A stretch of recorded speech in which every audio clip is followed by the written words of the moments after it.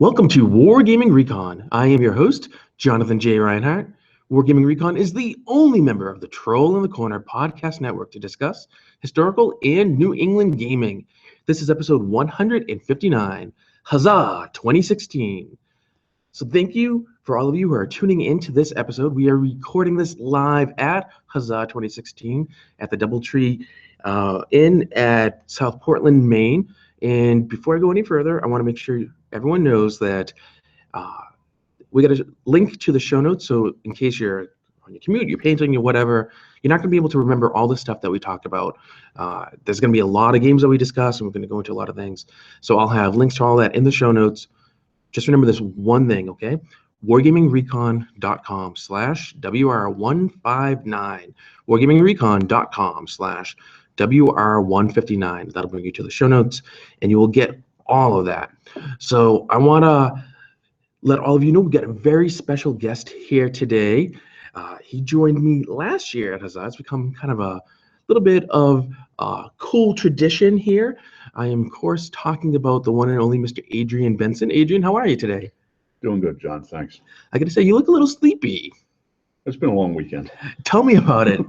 I know we're gonna start on Friday and work our way forward, but I was in a game last night that I think I didn't get back to the room until 11:30. Was it in bed by midnight or so? And then, of course, my wife and daughter are here with me, and the baby's like, 6 o'clock is a great time to wake up. Hey, let me wake everyone else up. And the same thing yesterday too. Yeah. I'm like, oh my God, my wife says, time to wake up. And I look at him like, everyone's just so fuzzy. I can't see. I'm too sleepy. 10 more minutes, right, Mom? Yeah. So Friday, we played some games, or we each played one game, I think, right? We played in the same game. We did, yeah. It was at the Gates of Prague. Yeah, so Chris Parker, who's of Day of Battle Games, and he's a friend of the show and a Patreon backer, he actually GM'd that. And it's interesting because when that was first put into the event listing, he was going to use his own rule set that he was working on called Snappy Freddy for it. And as it progressed, I think he kind of played Maurice a little bit and realized that he thought that might play better than working on his own rules. And as someone who's never created their own rules, I'm only going to guess it's the pain in the butt to do all that sort of stuff. So I don't blame him for wanting to do the switch. Yeah, not at all. And if it's not, if you're still in development or whatever, it might not be the kind of thing you would want to play test at a con. I don't really know. I'm glad you chose Maurice because I was interested to see how Maurice would work as a multiplayer game. I've played it a couple of times, head to head. And it's a good rule set. It's fun, but it doesn't seem like a set that would work very well as multiplayer. But it did. The way you had the forces divided up, it was basically, just having each wing act basically as its own game, so that the command activations weren't tied together. I was kind of curious about it as well because I had played Maurice. Well, I say play, but I was taught Maurice once many moons ago.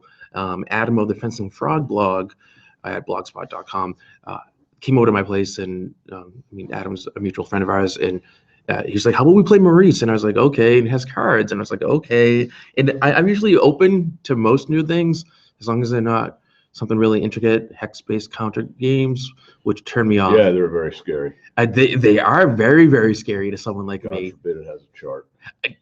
The less I got to look up, the less. Math is not my thing, right? So you don't want me to have to be like, add this modifier minus that. No, I need something to already have that done for me, and the fewer charts I need to look at, the better. And I was like, okay, I'll try this because things just do. And so he taught me how to play, and I got owned, but I just kind of had a hard time that one time kind of thinking about what I needed to do. A totally different style of play for me, so I was interested to try it again with this, but I was worried because when Adam had taught me how to play, he made a point of saying it's not a multiplayer game, that it's really intended for campaign sort of settings. So I wondered what Chris Parker was going to do with it here. And I know you and I had talked beforehand, and you said the same thing. You were interested to see what he would do with it for multiplayer. Yeah. I had a really good time playing the game. I don't think it was a good multiplayer game, though, because my main concern was, like you said, it was two separate games that were being played side by side. Yeah. And they really didn't have anything to do with one another. I like if it's multiplayer, not in the sense of say me playing against you, but there's 4 of us, there's 6, 8, or whatever, that you can do stuff that will impact the whole table. It impacts the whole thing. Whereas we were all playing on one table, to me, that's one game. And so, like, I commanded the cavalry for the Austrians. And as anyone who's games with me knows, that's probably not the thing I should be commanding, because I play very defensively. And not to ruin it for anyone, but I got my ass kicked twice. I died, and then we reset up with the rest of the stuff, and I died again, which I had a blast playing. But it was focused just on that one side, even though the table was open enough that if I wanted, I could have given commands to kind of come over to the left flank with you, where you had your artillery and your infantry to maybe kind of support. And I know that's not how warfare was done at that time period, but that's not my playing style either. So if you wanted to separate it out, I think maybe it would have been better to have some sort of overall narrative, but have separate tables where it's one off, and then have the results of those games then go into a final outcome for the whole event. Yeah, I mean, the way that could have worked, though, is like after the first time you got wiped out, the thing to do would have been to just the other kid we were playing with, can't remember his name, but if you guys hadn't reset up and gone at it again, obviously then his cavalry would have been roaming on the flank of the Austrian army, free to do whatever they wanted to do, because our cavalry was all gone at that time, and really he could have turned the whole flank and rolled the Austrians up, and it would have been a pretty different outcome from what it was. We ended up actually beating the Prussians. But yeah, no, I get what you're saying. With the way it was set up, it was sort of like 2 completely different games. But Maurice is funny because with all those figures on the board as it was, if that was just a 2-person game, most of those figures probably wouldn't have moved out of their starting position, because the way the command and control works in Maurice with the cards and the activations and everything, you just can't do everything with everybody. So the way, I mean, I haven't played the game a lot. That's probably the 4th or 5th time I've played it. Mm-hmm. The way those games typically work out is just the action will start either on one flank or maybe in the center, and that's where it stays. Maybe a couple of units that aren't in that area will move and get to do stuff, but because of the limited amount of control you have over the troops, which is fine. I mean, for the period that Maurice covers, 7 Years' War up through American Revolution. I forget what Sam Mustafa gives us the day range, but basically late 1600s through the American Revolution. That's fine, because command and control they weren't very flexible tactically. But for a multiplayer game, that just wouldn't work. Like if you just had one command structure, one deck of command cards you could use for your activations and everything, somebody's just going to spend the entire game doing nothing. So yeah, I mean, I get what you're saying, but if we're going to use Maurice as a multiplayer game, that's the only way to do it. Well, you raise a great point, though, because no one likes a game where you're sitting there and you don't do anything. I think it's different if you're just getting together with some friends. But if you're going to a game day, you're going to a convention, you don't want to be paying to drive there, to stay at the place, to then pay to get into the convention or whatever, and then you spend the whole time sitting there twiddling your thumbs, or you're on your smartphone. You're like, what's going on social media? I'm going to do this, play my game, or Angry Birds looks really interesting right now. That's not what you came for. You came to hang out with people and to play games. You don't want to just sit there. So I think you're right. By doing what Chris did with Maurice, it made it so that there was always something for us to do. And I like that first turn, maybe the first 2 turns, for me, it was a little difficult just trying to figure out, like, this is how the turn works, and then how do I want to use the cards. But after that, just kind of picked it up, and we just kind of ran with it. And it was the first time for my opponent and I basically to play. I mean, and I know I was taught before, but it's been so long. Yeah. It was basically my first time again. And we just did it on our own. We had a little bit of help from Chris's brother, who's kind of like co-GMing, which was nice. And he just kind of guided us if we had a question. But we did the game ourselves, and that's something I know you and I have both liked about Black Powder, where the learning curve is very shallow. Yeah. You dive in, you spend a turn, maybe 2 turns, kind of just figuring out what you need to do and how the mechanics work. And after that, you don't even need a GM, basically, because you can just go and you do it. Yeah. So that was I'm really glad Chris picked Maurice. And like I said, leading up to it, I thought it was, I was a little disappointed because I wanted to play his game, the rules that he was doing. But then when he made the change, I was really curious, like you, about that multiplayer mechanic. And despite my concerns with it, I actually do think it was a really wise move, and I think it worked out really well here. Yeah.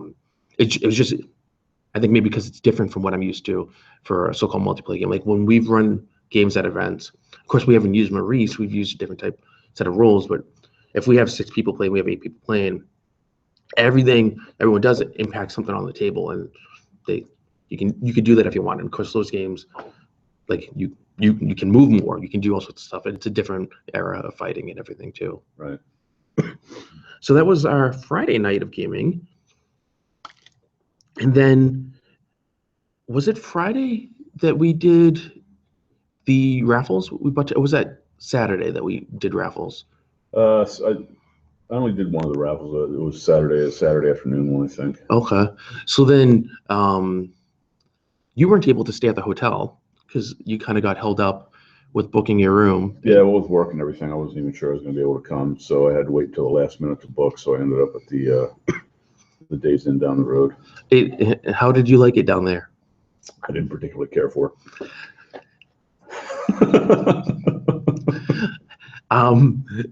It's no DoubleTree, I'm sure. No. But I heard you were trying to find a container for a beverage that you wanted to drink, and all they had was paper cups, and that was problematic.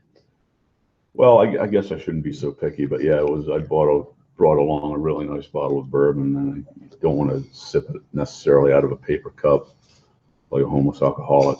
But that was either that or sipping it straight out of the bottle was basically the only options I had, because I only had paper cups in the room. I was finally able to track down an actual glass, so it ended up being okay. But yeah, just that kind of thing. I mean, it's not the end of the world, and it's definitely cheaper than the Doubleday, but it's not nearly as nice. And it's kind of a bummer not actually being on site, because it's a little inconvenient.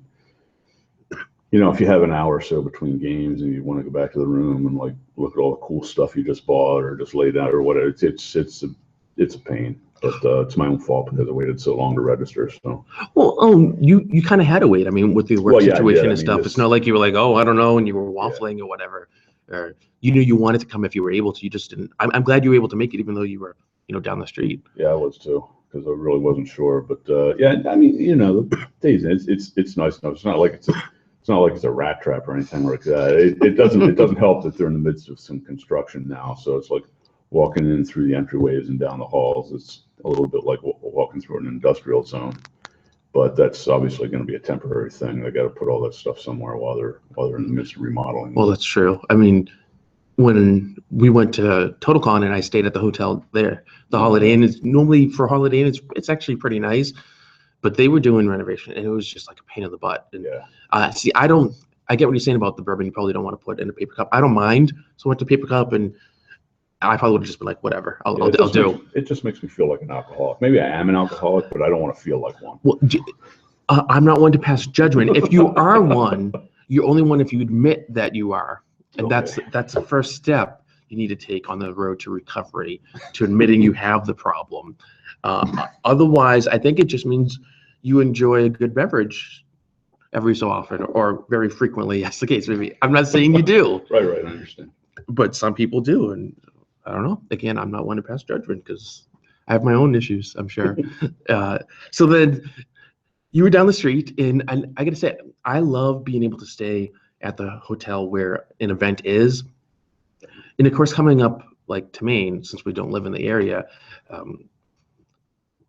it doesn't make a whole lot of difference, just that like you got to stay somewhere. Yeah. But when there's events closer to us, like TotalCon again, for an example, I don't need to stay at the hotel because I live close enough that I can get back and forward to it. If I really wanted to do that, I wouldn't. But if I wanted to, I could drive back and forth and whatever. It would be okay.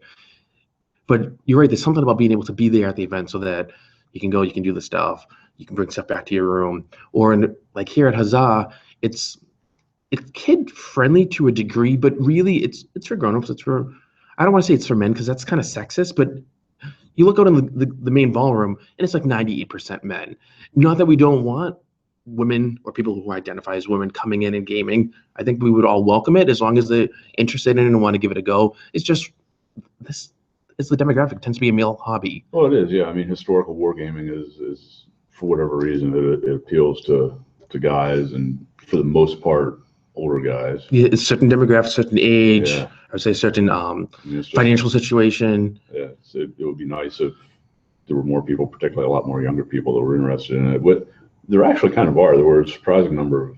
It seems like every time I come up here, there are more younger people who are getting involved with it. So that's a good thing. I think maybe it's like dads or uncles or whoever are the kids see that they're playing it. They're like, oh, that's kind of cool. Yeah. Can I come with you? Can we go check out?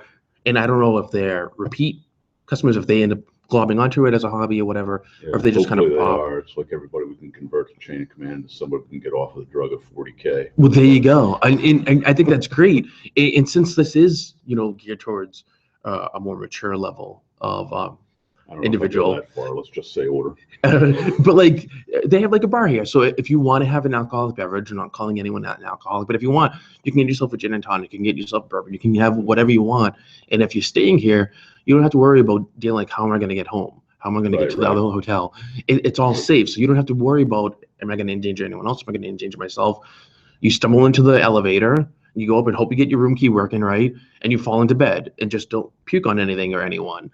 Is what it is. And then you're fine, and you come down the next morning and you can do it again if you want it, I guess. Yeah. So I think that's kind of nice. You can also just kind of stay a little later. I don't stay up as late as I used to anymore, but it's nice. Like you could, after the game, you can go hang out with some of the people at the bar or the restaurant or whatever, and just kind of relax, and then you don't have to worry about being too tired to get anywhere. Yeah. So I think those are good positives if you're able to stay at the events venue. Yeah. But again, I mean, it sells out fast. I know they didn't sell out the hotel. They only had a certain number of rooms, but they sold out the block of rooms or the con pretty quickly, actually. Yeah, when they announced that room block, the room block goes almost as soon as they have it announced.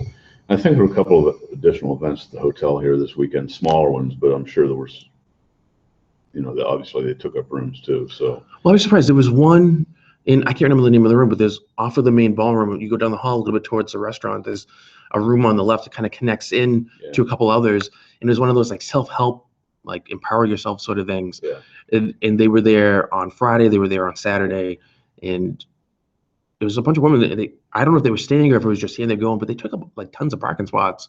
Yeah. So when we came, we kept on trying to find parking spots, and thankfully we timed it when like they would leave, and so we got something that was somewhat decent.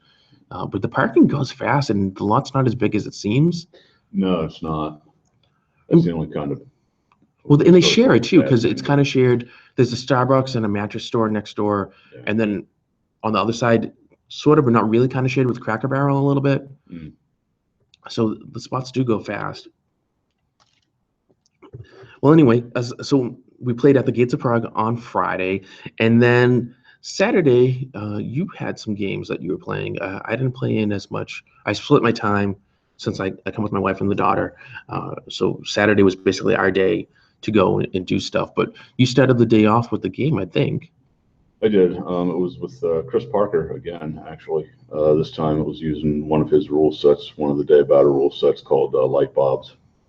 It was Battle of the Snowshoes is what it was called on the table. French and Indian War? No, it was Red War. Oh, cool. So, no, I take that back. It was French and Indian War. But anyway, it was a skirmish between.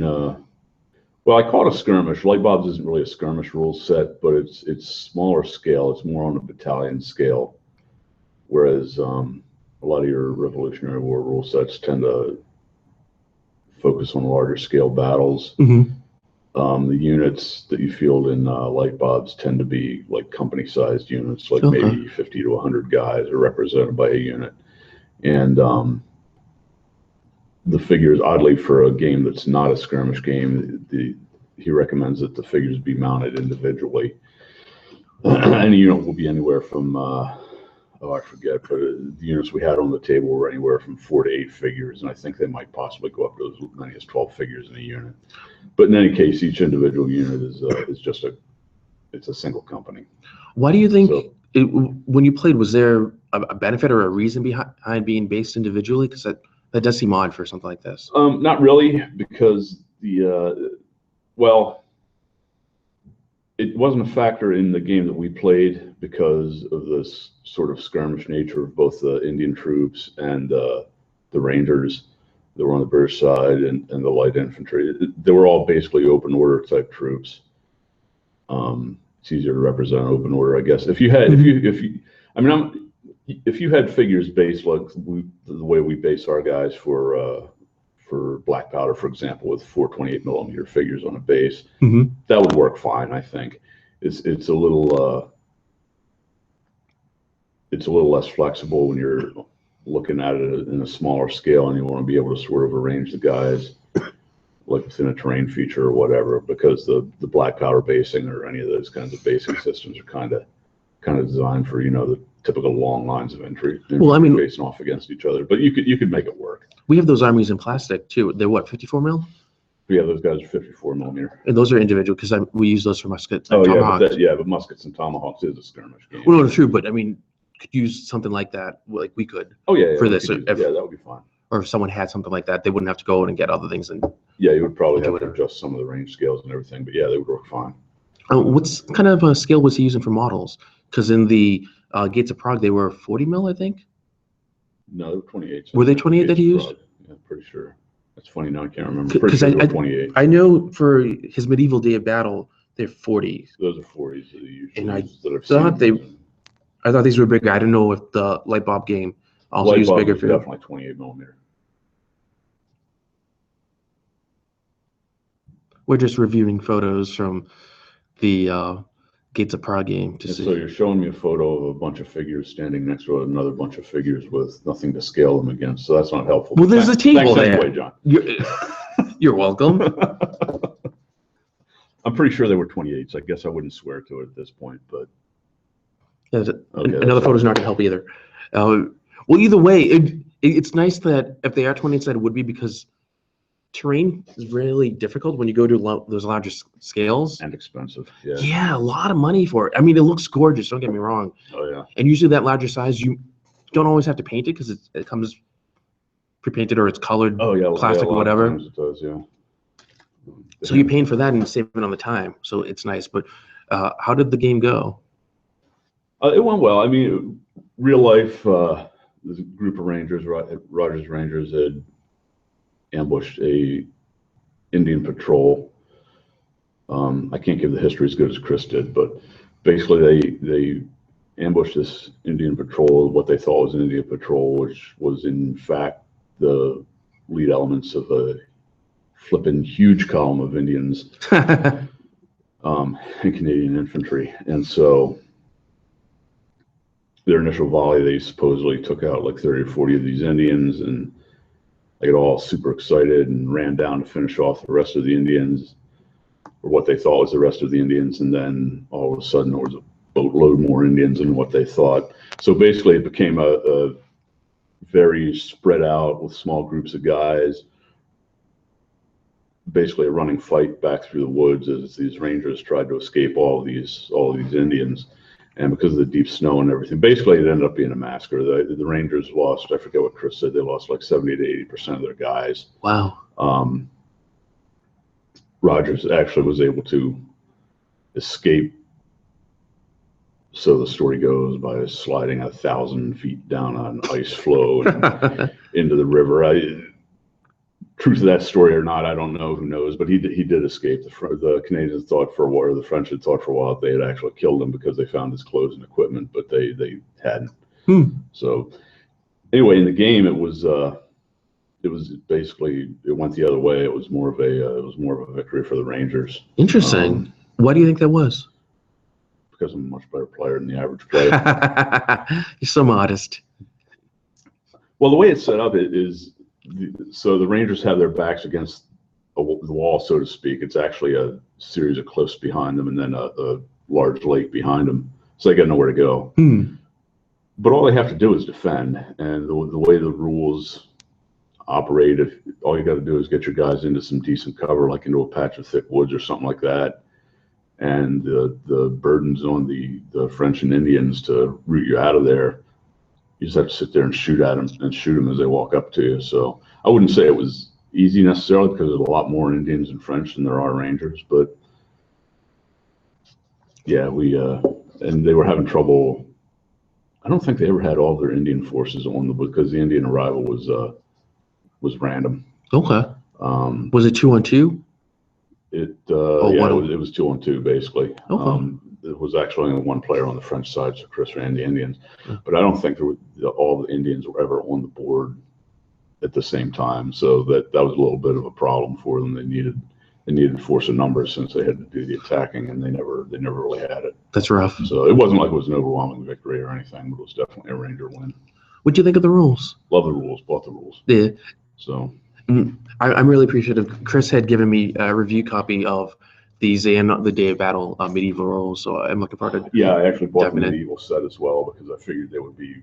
I mean, they're basically the core of them anyway is the same. So, and there's a role-playing aspect to both sets of rules. Okay, that's cool. I know that'll appeal to you. But yeah, I grabbed both sets of rules. They were only like $20 a piece, I think. Yeah, they were on sale for the convention for $20. They're not expensive normally anyway. I think they're 23 or maybe 25. They're not expensive. No, and you can buy them. I don't know if you can probably buy them direct from him. I think it's like dayofbattlegames.com, but I know you can get them from On Military Matters. And it's interesting for me anyway. Both of them, the rules were edited, and I don't remember if the layout was done as well, but by Ross Lockwood, who had been on the show many moons ago, talking about his days with Magweb, and he did Snappy Nappy, and some of the other things that he's edited for On Military Matters. I think On Military Matters actually published Chris's rules, I think. And they're at least kind of like the distributor sort of venue for that sort of stuff. So I'm looking forward to digging in since you bought them as well. You tend to be more the rules guy, so anything you dive into, it's good because you really learn all the ins and outs of how to play, and then I end up learning from you how to play, which it makes it easier. So although I have the rule book to return to, I'd be like, oh, this is what it says, whatever. Or if you're not around, I don't have to slog through all the rules. Yeah, it's good to be you. You don't have to buy the rules. You don't have to read the rules. You don't have to paint the figures. Basically, you don't have to do any of the work. It is really good to be me, but what I do is I get to hype it up. I get to introduce all these cool things to everyone so that you can then say, that's a good idea. I really should spend my hard-earned cash on this. It is very good to be me.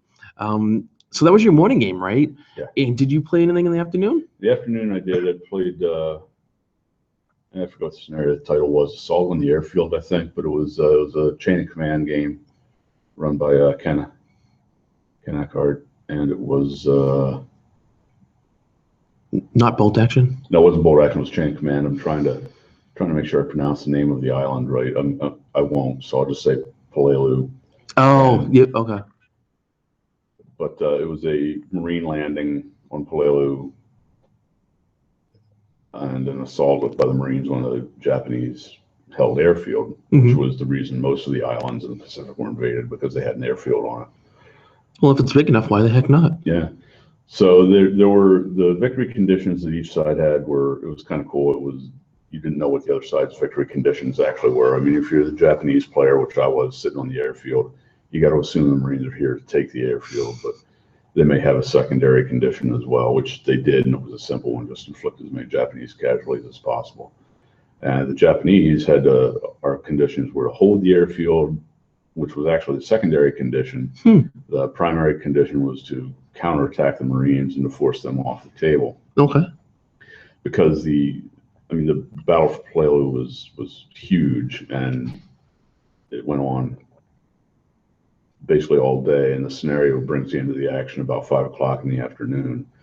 And the Marines have been expecting Japanese counterattacks all day long, and they finally did launch a counterattack at about 5 o'clock. So that's why that was our secondary victory condition. If we wanted to try to push them off the table, we could do that. So, and we did try to do that, and we failed just so horribly. Chain of command is a great set of rules. The one thing about chain of command that I don't like is the off-board artillery, mortar barrages in particular, because of the way it's hard to explain why it's a bad thing if you don't understand how the turn sequence and chain of command works. Turn sequence is fluid. It's not like I go, you go, turns over, I go. That's not how it works. You roll dice for your command actions and also to determine who's going to have the current phase. And a turn is made up of an indeterminate number of phases. So it's like when you roll the dice to see what's going to happen, the options that could come up are either you have, like you're the phasing player, you roll the dice, and depending on how the dice roll comes out, it's like either your opponent will have the next phase or you'll have the next phase again. So it's conceivable that you can go 3, 4, 5 times in a row with your opponent not being able to do anything. Now that rarely happens. Wow. It can happen. That'd be boring for someone though. It can be, but it in practice it doesn't really work out that way. But what does happen all the time is you can go back and forth swapping phases, but never have the turn end, depending on how the dice come out. And so the way the mortar barrage works, the Marines had an off-board artillery and off-board mortar fire mission available to them.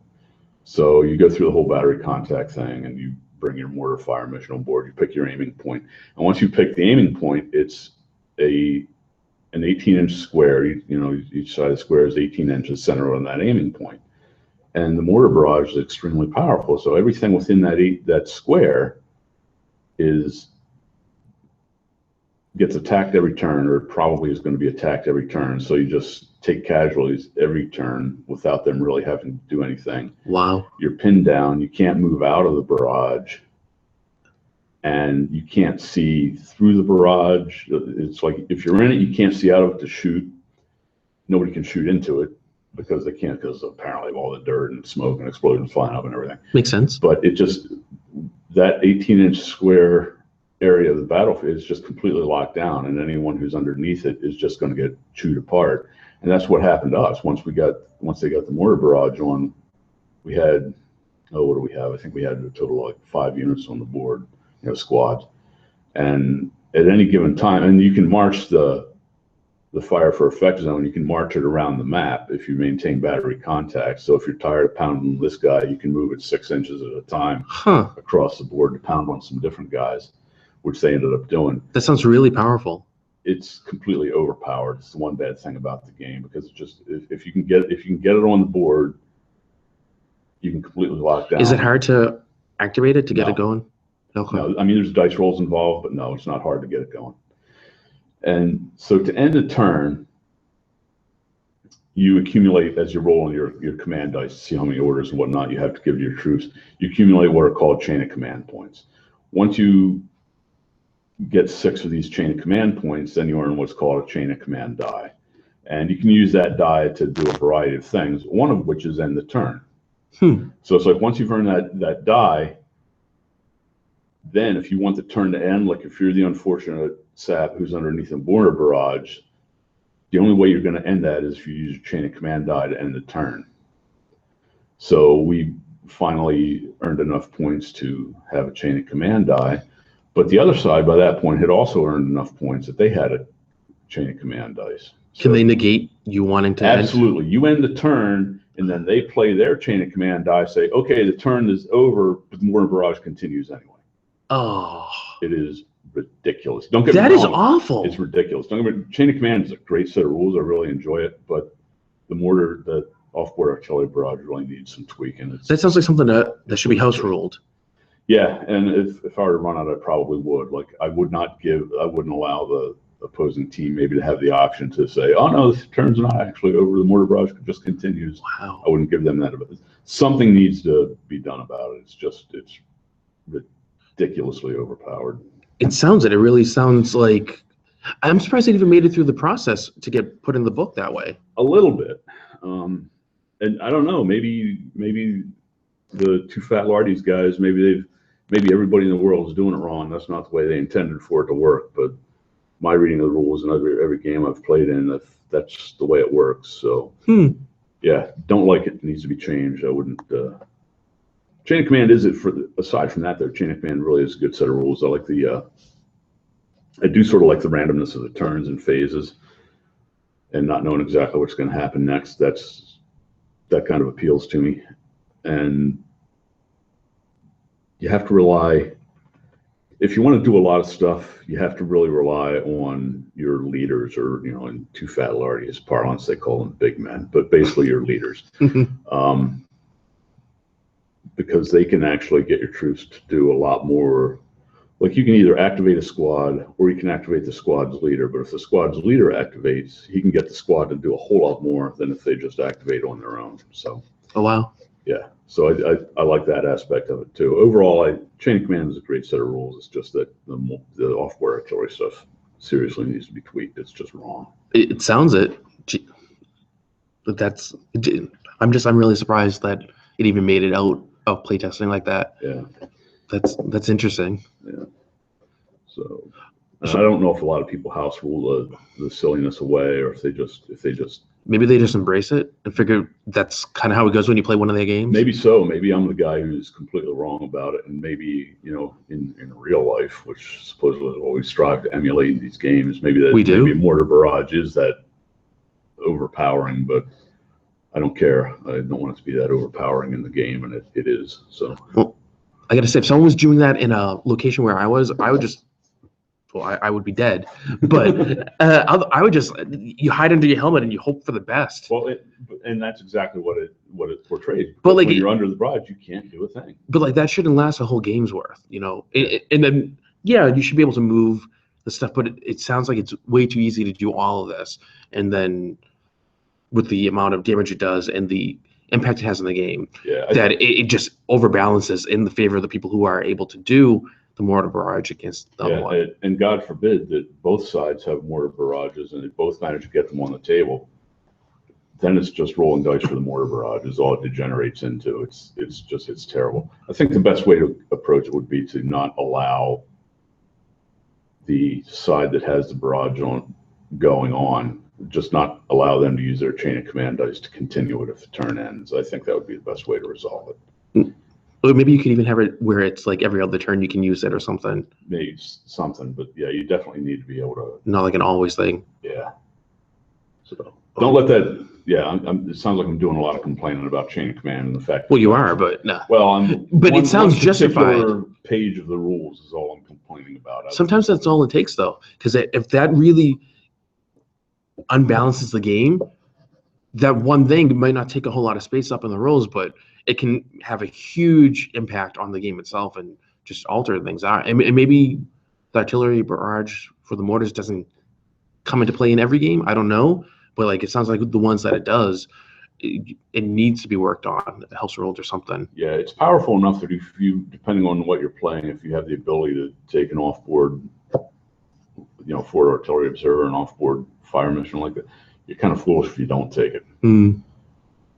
It's like when people play. And there are other ways to shut it down. I mean, the fire has to be directed by an artillery observer. So if you can take that guy out, then you can kind of shut it down. I mean, well, that's reasonable. Commanders can still spot for it, but it ends up being a lot harder to get it on. There's other things that you can do. But in order to prevent that, instead of having your artillery observer off on his own somewhere, you put him in a unit. Yeah, you just attach him to a unit, and then you can shoot that unit to pieces. And maybe you'll hit the observer, or maybe not. It's a random die roll whether or not you get them. So unless you have a sniper can target particular units, but that's more reasonable. It is more reasonable. So it's not like ending the turn is the only way to necessarily shut it down, but it's still, yeah. Okay, well, that's interesting. Just one guy's opinion. So while you were gaming in the morning and early afternoon on Saturday, we had grand plans to go out and see Portland and maybe do Old Port and all sorts of stuff. And wouldn't you know, the baby decided she didn't want a nap until right before we were going to go. Because that's that, or she needs like a big diaper change. It's one of the two, inevitably. It always happens. And, we just roll with it is what it is. So God bless my wife. She is just amazing. She had our daughter, and she's just trying to get her to go to sleep, and the baby fell asleep on her. It pinned her down in the chair, and my wife, I thought she was going to take a nap. Turned out she wasn't even able to nap. So she kind of slouched there for like an hour and 15 minutes while the baby's sleeping on her. And so as my daughter's starting to nod off, I mouthed to my wife, I'm going downstairs, because I knew I'm like the really crazy fun one. Not that my wife isn't, but like I do all the really silly, stupid stuff. And so my daughter gets really excited and wants to, play and do all that kind of stuff. So I figured I had to remove myself from that and make it extra quiet. So I'm not going to be the distraction. And I was like, well, I guess I could have probably played in something. And when I came down, I thought, hey, I'll give it a try to maybe see if I can win anything in the raffles, because I never win anything except for the first year I came. I won an Architects of War something or other, and I don't remember what it was. It's probably it was a barn. It was a ramshackle barn. Did I win that or did I buy that? You won that. I'm pretty sure you won that. I think you're right, actually, which is actually a pretty huge win, because I can't imagine I put a lot of raffle tickets in. Yeah. And of course now you can't even get them anymore. I was actually supposed to bring that, now that you say it, this year, because Dean or some of the guys here were going to help me put it together, because the instructions, which were on the Architects of War website, of course, are gone because they're done. And yeah, I've actually got the meeting house that I actually want it in a raffle here too. And basically the same. Put it together. Yeah. And the instructions gone, and I don't even think it's possible to get in touch with the Architects of War people anymore to get that stuff. And well, anyway, of course, I forgot to bring that. So I won. I was really excited. I was like, I'm going to get some raffle tickets, and I found out it was like 10 raffle tickets for $5. So I reached into my wallet, and I had $10. So I said, okay, I'll take $10 worth. And so I put in. Usually I look and I'm like, I'll put a few here, a few there, and I was like, you know what? I want to actually maybe really win something this time, instead of just. Not that I regret giving the Maine Historical Wargamers Association any money, because they've been very generous in support of the show. And they're a good group of people anyway. They do a lot of good with the money that they get. Yeah. So I'm not against it, but it'd be nice to win something for a change. Right. So I put my $10 into trying to win a 1-year subscription to one of the magazines published by Current Survey Publications. They are, if you guys aren't familiar with them, and you should, because I've talked about them on the show before, and I've had Jesper Ortiz, who's the managing editor publications for them, on the show. But they do really good stuff. So they get Wargaming Soldiers and Strategy, which is a like tabletop battle sort of magazine. They do Ancient Warfare magazine, which talks about, as you would guess, warfare in the ancient world, medieval warfare, and then we talked on here not too long ago, the Kickstarter for Ancient History magazine, which doesn't focus on warfare and the fighting so much, but more the culture and the political kind of stuff, which is interesting, I think, because that plays into it. That's the cause usually for the war. Yeah. Or people are just greedy and want the resources. Either way. So I was like, I really want a 1-year sub, because it's not something I normally would buy for myself, just because I can find it online, a lot of the stuff, but it's nice to have. And I happened to look up online. I was like, oh, it's $18 or $20 American for it. So I forgot, I'm in for $10, and we'll see if I get it. And I looked at the Wargames Illustrated one. I thought of doing that too. And I was like, nah, I don't want to put another $10 in. Just we'll see what happens. And lo and behold, I won. So I get a 1-year digital. Is it digital? 1-year digital sub to. I'll probably pick WSNS is what I'm thinking I'll do. Yeah. I like the others. I have copies of others, the other titles, but WSNS is the one that really kind of calls to me. So yeah, WSNS is more general, though. I mean, you can find ancient stuff in there sometimes, whereas you're never going to find World War II or Civil War and ancient warfare. So no, unless you're seriously into ancient warfare, medieval warfare. I mean, whereas we do have that interest in Hail Caesar more recently, it would maybe make sense to do one of the ancient ones, because I know they have like their Roman. They do a special Roman issue, and that's coming soon, I think. But I can always just buy that one off if I really want, if it looks interesting. So I'll get WSNS, and I got to figure out how I activate that and whatever. By the time people listen to this, I hope I will have that activated and everything. And I'm sure it's easy to get that taken care of, and I can just talk to whoever. It'll get it. But I was excited, and I know you put in for something. It was a board game, right? Yeah. How did that go? That went poorly. You have chosen poorly. No, I put $10 worth of tickets. Did you? So it was $10. Okay. Yeah. It was the only particular thing that was up for auction that had a burning desire to own. So I threw a bunch of tickets in for that, and unfortunately, it That didn't pan out. So, but like I said, it was only $10 worth of tickets, which is actually what 20 tickets. So, and again, goes to great cause. They do a lot of good stuff here. MHWA. yeah. Of course, it helps with the convention. They do game days, and they help out with kids in the area and do all sorts of really cool stuff.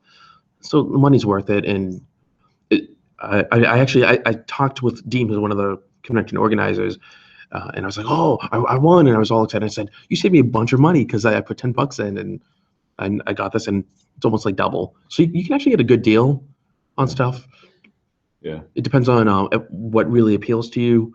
They had other rule sets, Fletcher Pratt, and they had some models. Yeah, Fletcher Pratt's good, but I had that already, so I didn't. I suppose I should say the game I was going for. It's Liberty or Death. It's designed by Harold Buchanan. Mm-hmm. I think they raffled off 2 copies of it. They did. They had one Friday night too.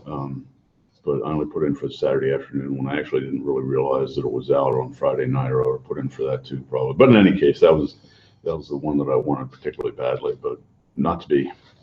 They had some John Jenkins design stuff, which I know people love. Yeah. It's not my. I think they look nice. It's just not. I know I'm not going to do anything with it. It's going to sit on my shelf. Yeah. And for me, WSNS, I'll actually do. I can get it on the iPad or whatever, and I'll read it, and I'll flip through and make little notations, things that I want to talk about. Or Jasper's going to be coming on the show sometime soon. I should look in the calendar. But we're going to be talking about the Great Wargaming Survey, and so he'll talk about all sorts of stuff. So it just is kind of cool. Right before the raffle, it was neat. Someone comes up to me and says, "Jonathan?" And I'm like, "Yes." And I'm thinking, "You look vaguely familiar, but I can't tell why." And so he introduces himself. His name's Robert, and he was telling me that he actually had emailed me a few years ago, I guess, a year or two ago. And in my head, I'm thinking, okay, wait. And that seemed to ring a bell, and I vaguely remember the email. So I was like, oh, yeah, I think I remember. And he's like, well, it was a while ago, so you probably don't. And it's a common name. I was like, but you don't understand. It's not like I get a whole lot of emails from people who I meet at conventions. And so I went back to the room. I actually have the email up in front of me. But it's funny because at the time, he emailed me in 2014. He said he listened to the show via Stitcher, which a lot of people like because you can get it on all the devices. You don't have to subscribe. You don't have to do like the iTunes model. Yeah. And at the time, Google didn't have anything in the Google Play Store to listen to podcasts, really. So you'd have to go through Stitcher. Now Google Play does have a podcast set up through the Google Play Music stuff. But he was saying that he was listening to the show, and he kind of wanted to get into more historicals and sorts of stuff. And he hoped to someday be able to get to Huzzah, of all things. And so we had some emails going back and forth, just kind of talk about things and how to get historical models here in the U.S. because a lot of the manufacturers aren't here in the U.S. No, they're not. And like you try to get stuff from overseas, and it's so expensive. I mean, you and I wanted to get Peter Pig at one point, and we had to deal with, was it Brookhurst Hobbies? Brookhurst Hobbies, I think that's the only place, well, the only one that I know of that you can order online from in the States. And we'll leave them for another show, but it wasn't the easiest of things to deal with, is really the way to put it. Their web order setup, mail order setup's not all that it could be. I'm all for supporting the local game store if they're good, if they're worth supporting. But again, not all of them have historicals, and not all of them are going to go overseas. The closest is you might be able to get a Warlord or a Perry. Around here in New England, we're actually looking. We have quite a few really good friendly local game stores, and quite a few that are good for historicals. The Hobby Bunker in Malden in Massachusetts is amazing. Yeah. Gordon's, excuse me, Adler Board Game Cafe. He gets all sorts of stuff. I know the name's Board Game Cafe, but it's a game store. You can go, you can play there, and he carries all sorts of stuff. So you can get Victrix, you can get the Perrys, the Warlord, of course. So he gets all that stuff over from the UK, and it's easy. But if it's not easy to go to one of these, your only options are to order online, and either order online from the UK predominantly, or Russia to some degree if you want Zvezda, for example, or Australia for any of the Battlefront stuff. And it's hard. Battlefront stuff, everybody carries that. They do, but if you're not able to get to the store, I mean, if it's far, like Robert, I think was saying that he had been to Gordon's and he'd been to the Hobby Bunker, but where he was maybe / still is at, it was a really long drive. It was like 3-hour ride to go. And I balk at us going 40 Yeah, minutes to the 45, bunker. 55 minutes from our place, where we're at, up to the hobby bunker. So, geez, we're going to go that far. But the good thing with the bunker is you can order online and they ship to you. Right. And you spend $100 if you get their email newsletters. They have a promo code in there, and you get free shipping on it. Otherwise, shipping's really cheap, I think. So we just kind of talked about that. So it was neat to see him here, and he had put in for actually Evolving. He put in for the digital subscription that I ended up winning, and for War Games Illustrated. I think he said he had like 4 tickets. So he kind of divided them up, put them in, and unfortunately he didn't get anything. Hopefully, Robert, if you're listening, I hope you ended up getting something eventually. And I'm sorry that I won the digital sub that you were hoping to get as well. But I assure you, I never win anything except for that architecture. Except for that other thing I won and with this the same raffle. Yeah, but we won't talk about that, right? We'll just leave that out. And then, and you know what? I'm awful with names, is what it is. Unless I write stuff down, it's terrible. But I was walking around, and someone else says Jonathan, and I'm like, what? And again, this never happens. And maybe it's because I was wearing the shirt or whatever. He's like, have you seen? I got you on the wall, and I can't remember his name, but he's the guy who does the Fenway game. If you guys anywhere in New England, you go to a game day or a convention, he runs this amazing game where it takes place in Fenway Park, and you play baseball. And I'm told it's the closest thing to actually playing baseball that you can do. But it's cool because he's put up signs and logos all over his Fenway area, gaming conventions and game days and things that he really likes. And he had put up a while ago, I saw a photo, but I hadn't seen it in person. He made a copy of the logo of the show, and we're on the Green Monster. Yeah. And I mean, I used to play baseball as a kid, and I like watching a good game. I prefer watching it in person. On TV, I kind of nod off. But I was just like, wow, it's really cool. And like right next to me is the Boston Strong logo, and there's Huzzah on there somewhere, and Havoc is there, and Total Con, and all these different places. So it was really cool to chat with him a little bit and to see it in person. I took some photos, and I kind of like geeked out about it because I mean, it's neat. Yeah. And I'm humbled and honored that someone's like, oh, he listened to the show, and he's like, oh, I wanted to put you on. And he's friends with Mike Payne, who said he should put stuff on. So it's kind of neat how everyone's just kind of interconnected and everything. Did you happen to do any shopping at any of the vendors at all? I did. Of course I did. How'd you make out? I spent more than I should have. It's all right. Dare I ask? It's all non-traceable. It's all non-traceable funds by my wife, so it doesn't matter how much it was actually spent. I'd rather not throw an exact figure out there, but let's say that I picked up, there's a set of rules that I'm really anxious to give a try. We haven't yet, but we need to, called British Grenadier, that are strictly American Revolutionary War. So I picked up a couple of scenario books from the Hobby Bunker for that. I grabbed, wow, what else did I grab? Oh, I bought Light Bob's and Day of Battle, both Chris Parker's rule sets. I found at one of the vendors, and I'll try to come up with the name of the vendor, but I'm not going to be able to. Crossroad Games, I think. The old Avalon Hill Battle of the Bulge. It was shrink wrapped, and I asked the guy, he said it wasn't the original shrink wrap, they had shrink wrapped it at the store, and it was like, so is it unpunched? And unfortunately, he's not the guy who took the game into inventory and shrink wrapped, so he didn't know. It felt like it was unpunched. I got it back to the room last night and opened it up, and unfortunately, it was not unpunched, but all the parts appear to be there. So I was pretty happy to score that, actually.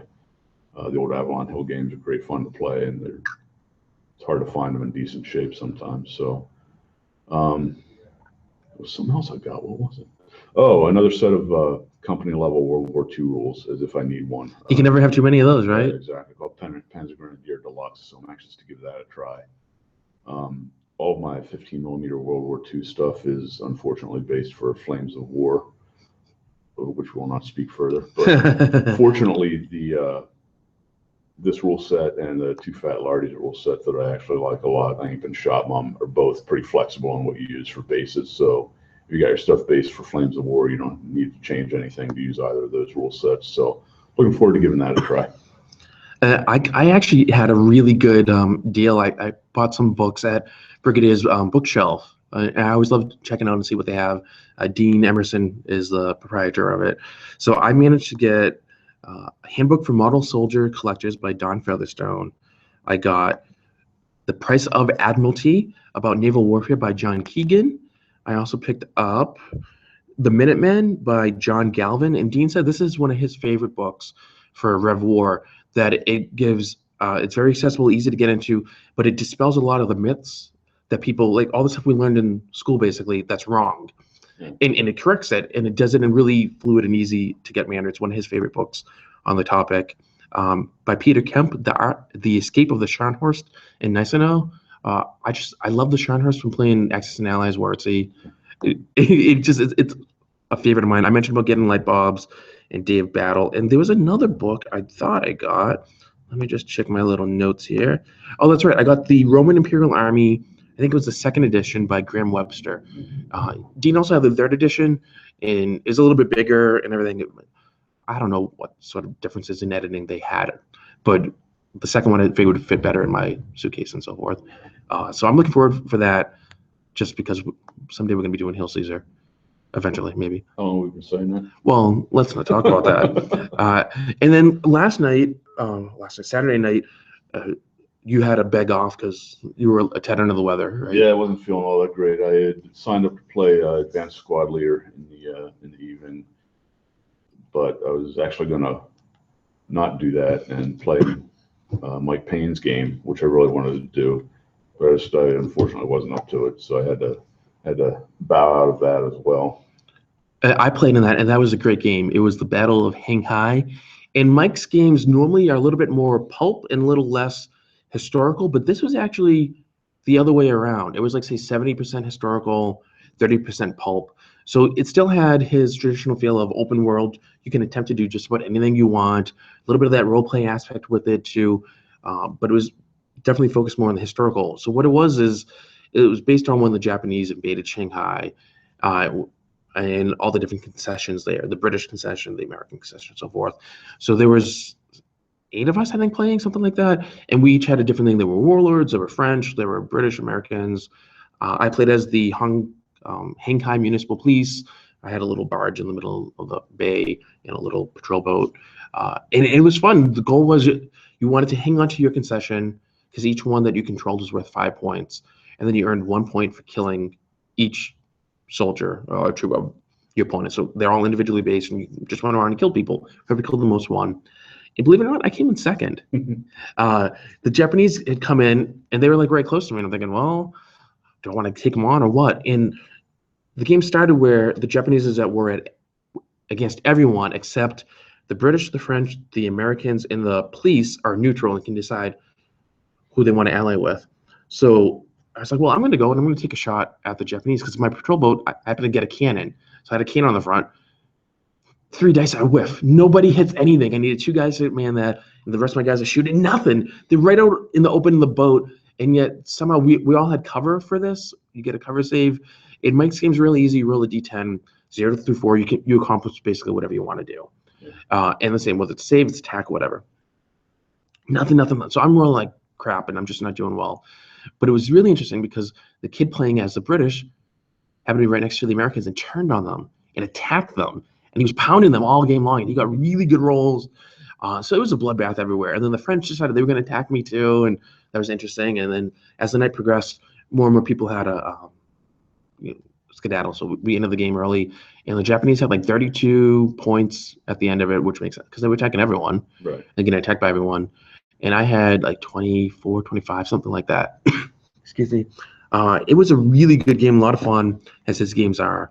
And I was happy to be able to crawl into bed because I was exhausted. But I'm glad I played in it, and I think Mike's going to put it in his rotation. Yeah, he said he was going to be running it more often, so I didn't have to worry about missing it this time. He'll have it. I think he's going to be up at Carnage later this year. So he'll have it there, and I'm sure at the Hobby Bunker Game Day, which is in August. I'm going, I believe you are too. Yeah. And I'm sure he'll have it at TotalCon and Havoc in 2017 and everything. So that should be cool. And let's see. Anything else you want to talk about? I don't think so. Well, I mean, there is. We're kind of running out of time, I think, right? Yeah. Yeah, okay, then no. So let's move on to one of my favorite segments of the show is Mailbag, because I love hearing from people. Believe it or not, I'm not what you would call a people person normally, but I love communicating with the people who listen to the show and see what's going on, and just other wargamers. I get a lot of fun from it.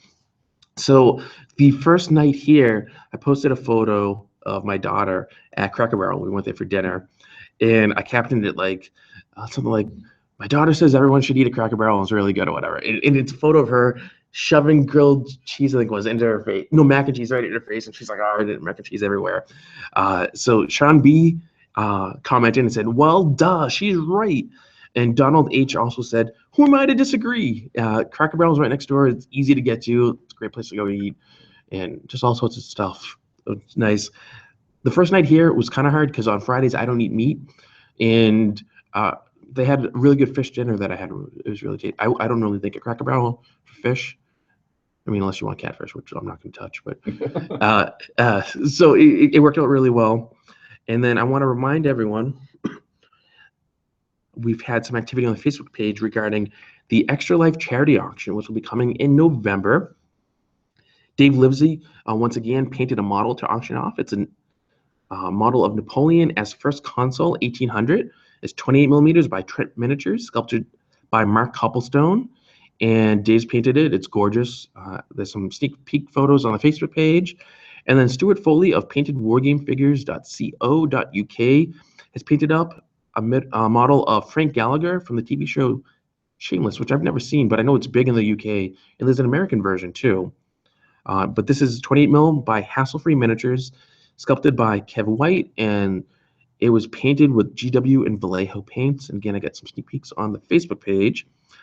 And leading up to today, I had said there was going to be a big announcement I was going to be making. And it's actually, it might be a surprise to people, and some people might think that's a big announcement, and other people might be like, whoa, that's a big announcement. It depends on what you consider big and everything. So I'm happy to announce that Wargaming Recon is now the newest member of the TSR Podcast Network. We are their flagship show for historical and tabletop wargaming. You can find us at wargamingrecon.com/TSRPN. Now, this is the TSR that's affiliated with Tim Kask and Frank Mentzer.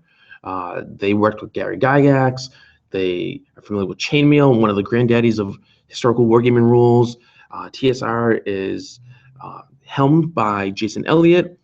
Peter Blitz Bryant is the producer for the network. We left Troll in the Corner. So this last show that will be branded as a Troll in the Corner member, not because of any real reason, but this opportunity came along, and the Troll in the Corner podcast network kind of going in a different direction, and we all just said, okay, this is perfectly fine, nothing wrong with it. I'm still keeping my show Geeks Explicitly there, should I ever have another episode come out, so that will be there. But this is a good thing. Everyone's happy about it. This also means that we'll have access to more resources insofar as potential guests and contacts, that sort of stuff. Will you have access to funds to start paying your guests? Probably not. No. I mean, people, we'll talk about it in a minute, but we do have that Patreon campaign that people can support and can have that sort of stuff going on. I want to make sure that I do mention, though, with the TSR Podcast Network, right now there are 5 active shows. They are Game School, let me try that again as if I know what I'm doing. They are Game School, Cube of Death, Path of Legends, Dead Game Society, and of course Wargaming Recon. And then I'm also allowed to say that the Mythwits will be joining as a 6th show in July. That's another great show. They do live on Monday nights. Science and comedy. It's not safe for work. Wargaming Recon tends to be. All the shows, like I said, will be on the TSR website. And I also want to mention that TSR has this blog that's really popular. It's about gaming. It's called Multiverse. Multiverse.world. We'll have a link. Don't worry. I'll be able to blog there about wargaming and that kind of stuff. A lot of activity there. A lot of people checking it just throughout the world. It's become very popular. And then they have something called Pantheon Press. It's a digest-sized set of adventures, kind of like the old days, the old school role-playing. Each book is 5.5 by 8.5 inches, has a fold-up map, and they're going to be doing a role-playing game known as the Acred Herald. The real name will be released soon, and there's going to be other stuff coming up. There's just all sorts of stuff. So we're going to be interconnecting, and we're working on things for TotalCon to kind of do a big TSR sort of event, and that I'll be part of, and just connected with all sorts of really cool people in the industry. I'm really excited about this. I think it's going to help Wargaming Recon to grow, reach even more people, and have more stuff to happen here while staying true to what we're doing. So it's really neat, and just all sorts of cool stuff happening. And then I also want to let people know we got something cool going on. Let me pick up a different one. I had some custom Wargaming Recon dice made. The logo is a little different from what we've been using because it's hard. These are wooden dice, and they had to get laser etched into it. Christopher Rhett did them. I think they're really cool.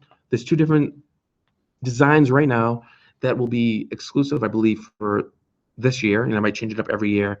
People can get them through the Patreon campaign. I don't have the exact price worked out yet, but I believe they're going to be somewhere between $18 to $20. You get a set of 6, and includes shipping. I'll send them to you and everything. And we have an iTunes review to share. It's a 5-star review titled, "It Has Begun," from Uncle Tanner. He says, quote, "Engaging, entertaining, and knowledgeable. This host brings a passion to the board in this podcast. If you're a gamer, especially if you live in the New England area, this podcast is for you. If you're outside of that, you should still subscribe. You'll be missing out if you don't." So thank you very much, Uncle Tanner. And if you want to give us an iTunes review, go to wargamingrecon.com/iTunes and please rate us and review us. And I read all the reviews we get, and you can make it into the show with that, which is really cool. And I'd like to take this time to thank the very kind and supportive people from the Maine Historical Wargamers Association. First of all, for putting on Huzzah. It's so much fun up here in Maine to come, and look forward to coming back next year. And also just because they are sponsors of the show and they make it possible to do the show. It's not cheap to do this, believe it or not. You think just talking into a microphone would be pretty affordable, and it's not. It doesn't look like it costs a whole lot. You wouldn't think. I mean, right here, we're sitting at a really small table. I got my MacBook Pro. I got a Logitech HD webcam and some other stuff, mic stand and a mic or whatever. But this is like, if you don't count the computer, because the computer's a lot of money. But if you don't count that, this is probably like $350, $400 worth of stuff. But then it's cost. I mean, coming here, staying at the hotel and doing all that, you can spend money for all this kind of stuff. And then I have to thank the very kind backers on Patreon. Dave and the War Games at Battleshades Facebook group, Patrick and Chris Parker. I want to thank all of you for your kind support. You help to keep the show going, and it means a lot. And don't forget, there are cool things you can get if you're a backer. You can get the cool new custom dice that we have. I'll have prices on those. We have Wargaming Recon measuring tape and just all sorts of other stuff. Go to wargamingrecon.com/Patreon, and you can become a backer for as little as $1 per month. And that gets you in. You get episodes before everyone else and behind-the-scenes content as well. The next episode of the show will come out on June 6th, 2016. And I can tell you, coming up, we have some guests that are going to be really cool. So we have, not on that episode, but we have for the episode coming out on June 20th, Alyssa Faden will be on. She's going to be talking about Enfilade, which is out in Oregon, I believe, Historical Wargaming Convention. And she's also going to talk about wargaming in ancient Rome. She's very, very knowledgeable about ancient Rome and wargaming in that time period. It should be just really fantastic to hear what she has to say. And then the episode after that, coming out on July 4th, Joseph Piddington is going to be coming back on because there's going to be a second Kickstarter for Miniature Wargaming the movie. So we're going to be talking about that. And then the episode after that, Jasper Ortiz comes on to talk about the Great Wargaming Survey, and then more cool stuff later on in the year. Well, I think that's all we got. Thank you very much, Adrian, for coming on the show this time and talking about the games that you played. Yeah, thanks for having me, and thanks to Maine Historical Wargamers.